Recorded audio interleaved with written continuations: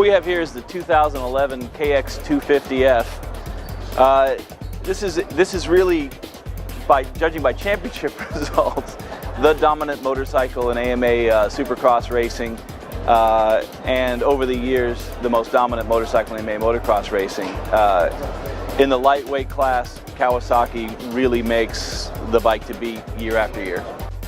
Most notably, it has a revolutionary new front fork and fuel injection.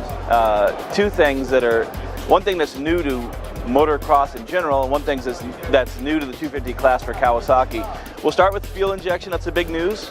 If we come down under here, you'll see a wiring harness. If we look under the frame here, you can just see the front of the throttle body. You see the connector for the throttle position sensor. But what you don't see is a bunch of overflow hoses and typical carburetor stuff. There's no choke knob, no fast idle lever. It is pretty much a fire and forget type system where, you know, the bike starts very, very easily on a single kick. Even though it's a batteryless system, the bike is able to generate enough electricity to power the fuel injection system during the top of the kick stroke so that it can actually start on one kick.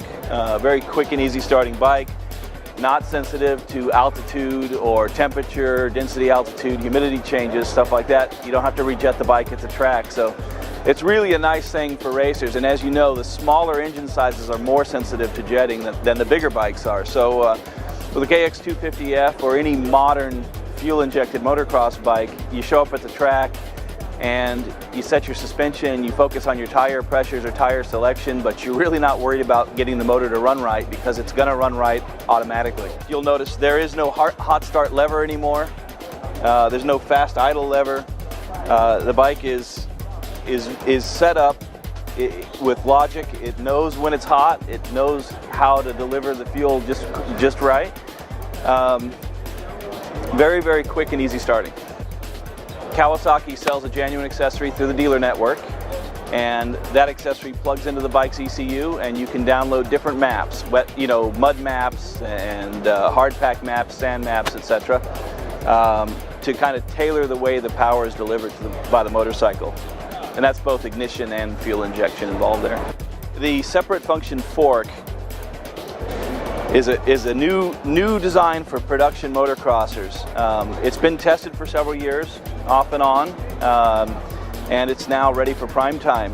What we have is we've got an entire fork leg here dedicated to suspension damping. It's oil filled, has a valve stack in it, has oil passages, but all of that's very large diameter because it doesn't have to share the fork's diameter with the spring, so it's all dedicated to damping. This is the left fork leg here. The entire volume is dedicated to damping. The only spring in here is a top-out spring, or I'm sorry, a bottoming spring. On the other side, you've got an entire leg dedicated to spring, and what that allows is a much larger diameter spring. You get much more consistent performance out of it, and just much better fork tuning. The testers and the journalists who have ridden the bike are all skeptical at first. They think it's going to pull to one side or another, and that's not the case. If you look at how heavy this bottom triple clamp is, top triple clamp matches it. It's very rigid front end. The spring force coming from here and the damping force coming from here will not torque the front axle at all. And people first think that'll happen, but they ride the bike and they go, oh, you're right, it doesn't do it. And it's not just that they're tied together, it's that they're tied together by very strong components. You have a very large diameter front axle. The larger the diameter, the more rigid a tube will be. You've got very stout triple clamps, upper and lower. You can only see the lower here.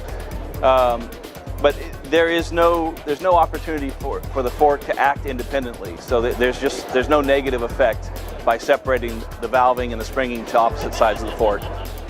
It is just as sensitive as a traditional fork to changes in preload. It's very quick and easy to do. In fact, you only have one preload adjustment to make, and you don't have to worry about getting them mismatched. Same thing with damping. You've got a single compression, you got high and low speed, but it's all on the damping leg. So you've got a single leg to worry about for damping and a single leg to worry about for spring. Another cool thing about the KX250F and the KX450F actually are these black alumite coated rims. It's not a simple anodizing process. It's alumite coating. It's very durable. They don't look tired real quick. A lot of times black rims are very, very sensitive and they show up, scratches real quick.